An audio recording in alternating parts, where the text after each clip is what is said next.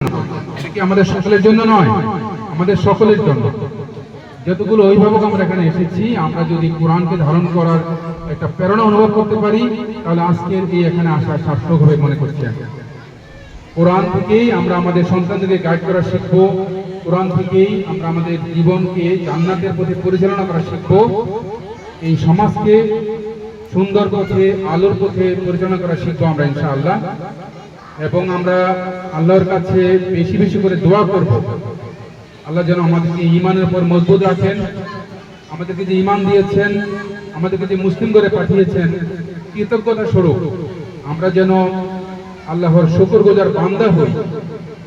আল্লাহ রাব্বুল আলামিন কোরআনে বলছেন, ওয়ালা তামুতুন্না ইল্লা ওয়া আনতুম মুসলিমুন, তোমরা মুসলিম না হয়ে মৃত্যুবরণ করো না। আমরা কিন্তু সকলেই নামে মাত্র মুসলিম, আমাদের এই সমাজে মুসলমানে কোটি কোটি মুসলিম, তাই নয় কি? তারপরও আল্লাহ কেন বললেন, আউযু বিল্লাহি মিনাশ শাইতানির রাজীম, বিসমিল্লাহির রহমানির রহিম, ইয়া আইয়ুহাল্লাযীনা আমানু তাকুল্লাহা হাক্কা তুকাতিহি ওয়া লা তামুতুন্না ইল্লা ওয়া আনতুম মুসলিমুন। ছোট্ট এই আয়াত অর্থ বলে আমাকে শেষ করব। হে ঈমানদারেরা, তোমরা আল্লাহকে যথাযথভাবে ভয় করো। কথাটা বুঝতে পারছেন? মানে আমরা যদি যথাযথভাবে ভয় করতাম, তাহলে আমরা খাঁটি মুসলমান হতে পারতাম, তাই নয় কি? এই ঈমানদার মুসলমানদেরকে আল্লাহ বলছেন, ঈমানদারদেরকে, যে তোমরা মুসলিম না হয়ে মৃত্যুবরণ করো। তার অর্থটা কি? আমাদেরকে খাঁটি মুসলিম হইতে হবে, ঠিক না? আমরা যদি প্রতিজ্ঞাবদ্ধ হই, তাহলে আল্লাহ আমাদেরকে সহজ করে দিবেন। আমরা যদি নিয়ত করি, আল্লাহ সহজ করে দিবেন মুসলিম হয়ে চলার বিষয়টা। মুসলমানদের কাজ কি আমরা জানার চেষ্টা করব কোরআন থেকে। আল্লাহ বলছেন, তোমাদেরকে সর্বোত্তম জাতি হিসেবে পৃথিবীতে প্রেরণ করেছি, তোমরা মানুষকে কল্যাণের দিকে পরিচালনা করবে, তোমরা সৎ কাজের আদেশ দেবে, অসৎ কাজ থেকে বিরত রাখবে, এবং সকল অবস্থায় আল্লাহর উপরে দৃঢ় ঈমান রাখবে, আল্লাহর উপর দৃঢ় ঈমান রাখবে। এই কথাগুলো আমরা যদি ধারণ করতে পারি, আমরা যদি খাঁটি মুসলিম হই, বিশেষ করে আমাদের অভিভাবক মায়েরা যদি যথাযথ ভূমিকা পালন করি, আমার বিশ্বাস এই সমাজটা অনেক সুন্দর হবে ইনশাআল্লাহ। আমাদের এই সন্তানেরা অনেক দূর এগিয়ে যাবে, এবং তাদেরকে আল্লাহ অনেক যোগ্যতা দিয়েছেন।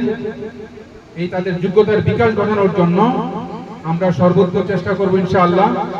আয়েশা একাডেমির শিক্ষকরাও আন্তরিকভাবে চেষ্টা করেন, তাদের নিবিড় পরিচর্যায় আপনাদের সন্তানেরা আরো বেশি বিকশিত হবে, এই প্রত্যাশা ব্যক্ত করছি।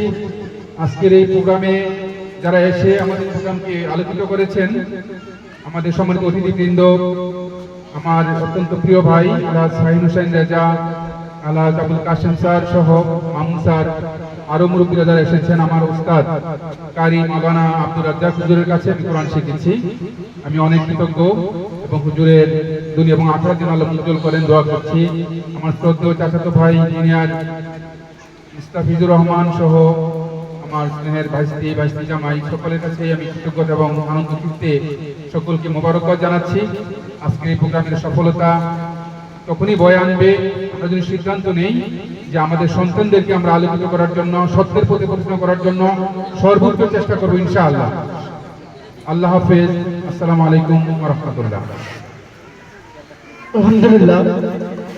সম্মানিত অতিথি, যেভাবে আপনি সারা বাংলাদেশের লক্ষ লক্ষ শিক্ষার্থীদের সর্বোচ্চ সফলতা অর্জনে আপনার সর্বোচ্চ বুদ্ধিযুক্ত মেধাকে কাজে লাগিয়ে সারা বাংলাদেশে কাজ করে যাচ্ছে, আমি বিশ্বাস করি সেই আপনার প্রিয় প্রতিষ্ঠান, আপনাদের ঘরোয়া প্রতিষ্ঠান আয়েশা একাডেমির সকল ছাত্রছাত্রীদের এই এলাকার জনগণের শিক্ষার আলো আলোকিত হওয়ার পিছনে আপনারা আরো বেশি গুরুত্বপূর্ণ ভূমিকা রাখবেন।